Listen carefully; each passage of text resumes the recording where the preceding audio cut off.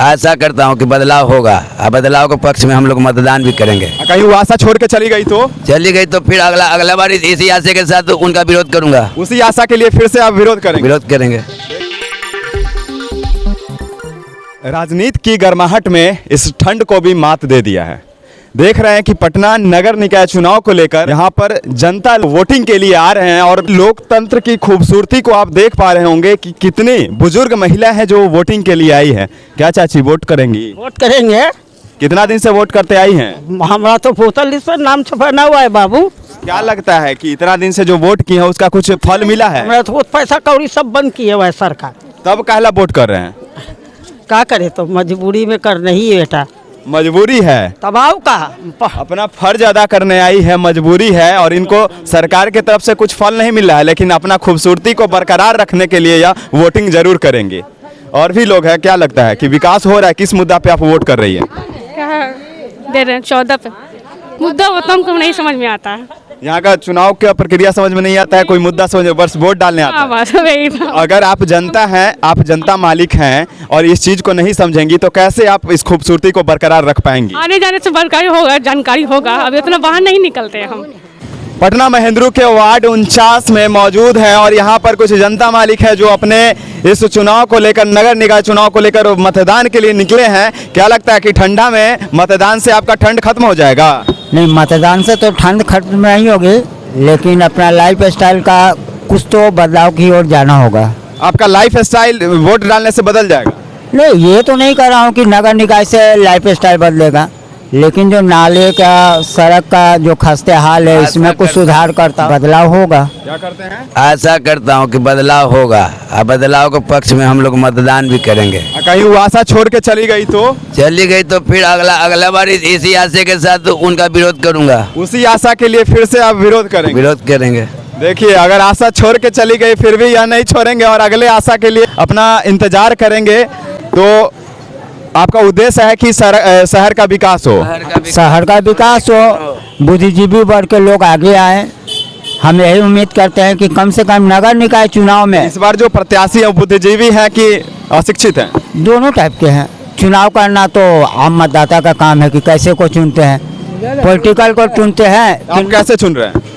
हम तो बुद्धिजीवी और ये चाहते हैं कि हम नॉन पॉलिटिकल ढंग से सोचे और अपना जो नगर जाति पे चुनाव होता है, चाहे वो राज्य की सरकार की चुनाव हो या फिर नगर निकाय की चुनाव हो।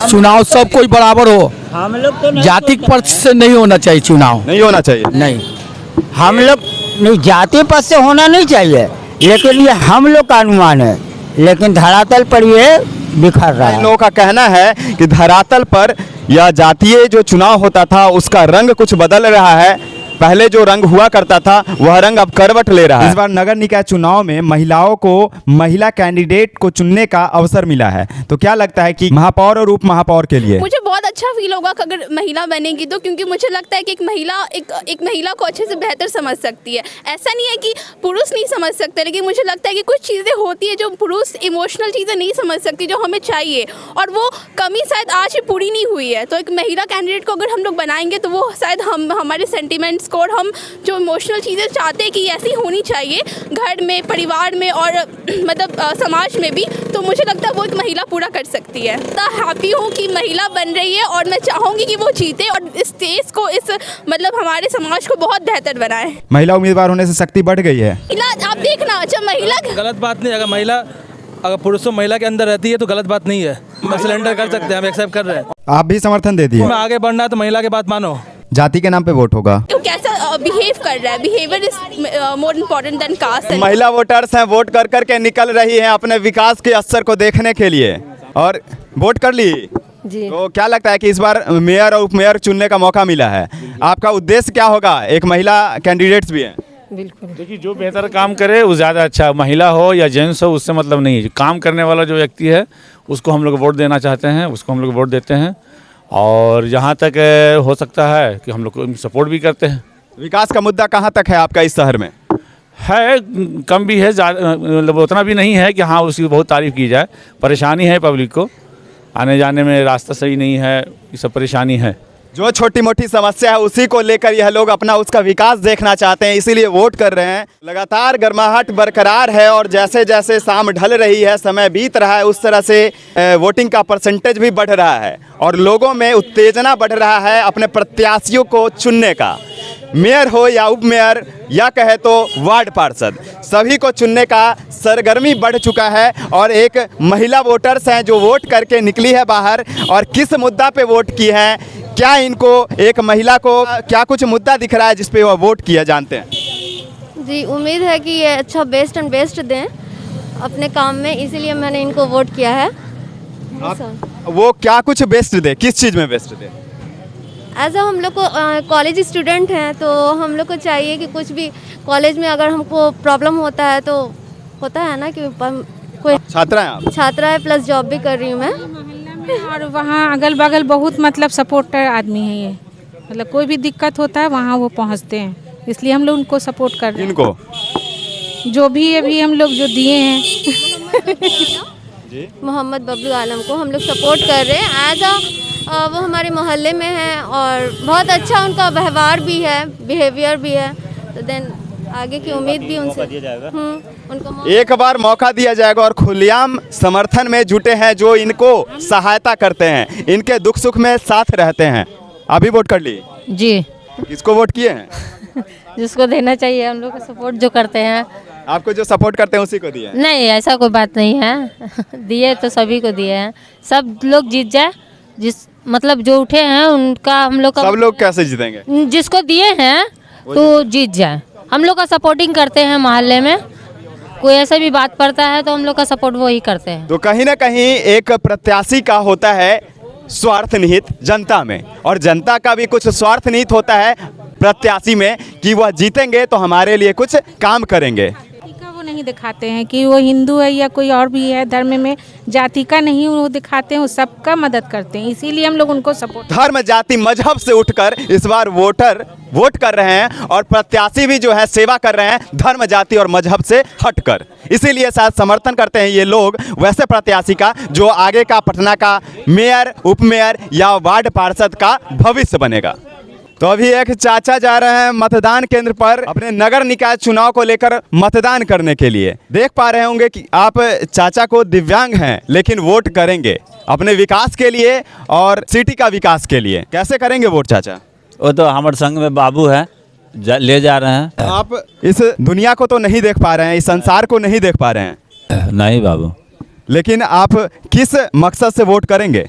मेरा वही फर्ज है, देना, वोट देना फर्ज है मेरा, हम डालेंगे और भारत का नागरिक है। हर नागरिक का अधिकार है, उसी अधिकार का आप भी पालन कर रहे हैं। जी हाँ, एकदम वोट डालना है। आपका मुद्दा क्या है? विकास। विकास के नाम पे वोट करेंगे? हाँ हाँ। यह चाचा थे जो कि मतदान करने जा रहे हैं विकास को लेकर, शहर में विकास हो उसी नजरिया से यह वोट करेंगे। तो आम मतदाता मतदान केंद्र के बाहर हैं और यह वोटिंग परसेंटेज का इंतजार कर रहे हैं और वो रुझान ले रहे हैं कि किस तरफ हवा रुख ले रही है। विनीता बिट्टू सिंह का जय जयकार है, 22 नंबर हिरन छाप। वोट कर लिया आप? एकदम कर लिए, एकदम जय जयकार है। कहीं जाकर के पूछ लीजिए, कहीं जाकर देख लीजिए, किसी बूथ पर जाइए। मेयर से वो जीत रहे हैं? मेयर। वार्ड पार्षद? वार्ड पार्षद सीमा वर्मा। उप मेयर के लिए? रेशमी चंद्रवंशी। रेशमी चंद्रवंशी विनीता बिट्टू सिंह सीमा वर्मा के समर्थक मिले हैं। कहना है कि वही जीत रहे हैं, चाहे जो भी प्रत्याशी हो अपना किस्मत आजमा रहे हो, लेकिन जीतेंगे यही तीन।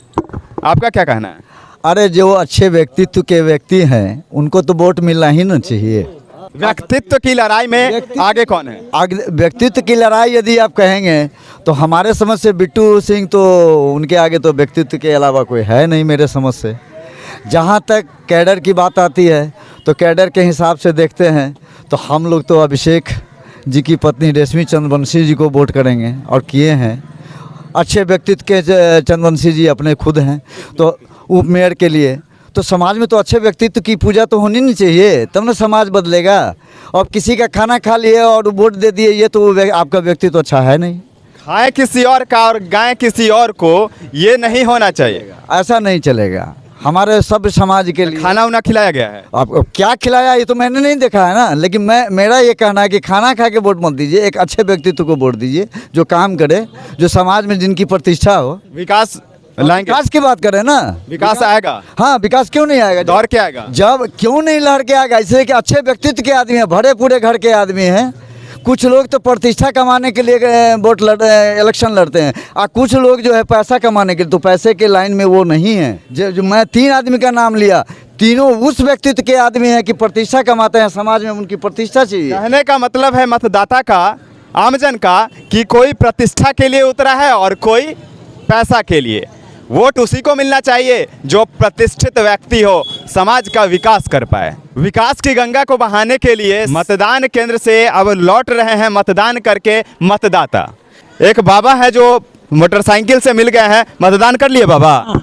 मतदान कर दे। उम्र कितना है आपका? 39 का है जना। 39 में इनका जन्म हुआ था और आज यह 2022 में अपना मतदान करके रिटर्न हो रहे हैं। वोट किस मुद्दे पे किए हैं? वोट जो काम करने वाले है उससे। इतना दिन से आपका उम्र काफी ज्यादा अनुभवी है, ये काम जो प्रत्याशी जीते हैं वो काम किए हैं। अब तक जो जीते हैं काम किए हैं। हाँ, काम किए हैं। सीमा वर्मा इस बार तो जीत गई। सीमा वर्मा जिताएंगे? जीत गई, तब जिताना कुछ है। कौन सा छाप है उनका? चिमनी छाप। चिमनी छाप को जिता रहे हैं भैया, जो अभी वार्ड पार्षद के पद से प्रत्याशी थे। तो इसी तरह से और भी पद पे चुनाव हो रहा है। मेयर है, उप मेयर है, उसमें अफजल इमाम। उप मेयर के लिए वो चंद्रवंशी। सबका खुलासा कर दिए। और क्या लगता है जीतेंगे कौन? देख लीजिएगा, ये तो रिजल्ट आएगा, पता चल जाएगा। रिजल्ट के बाद रिजल्ट पता चलेगा कि क्या होता है। अभी तो यह मतदान करके रिटर्न हो रहे हैं और इन सभी प्रत्याशियों का नाम लिया, इन्होंने वोट किया है। और देखते हैं कि आगे का रिजल्ट क्या होता है। चुनाव परिणाम आने का इंतजार करते हैं।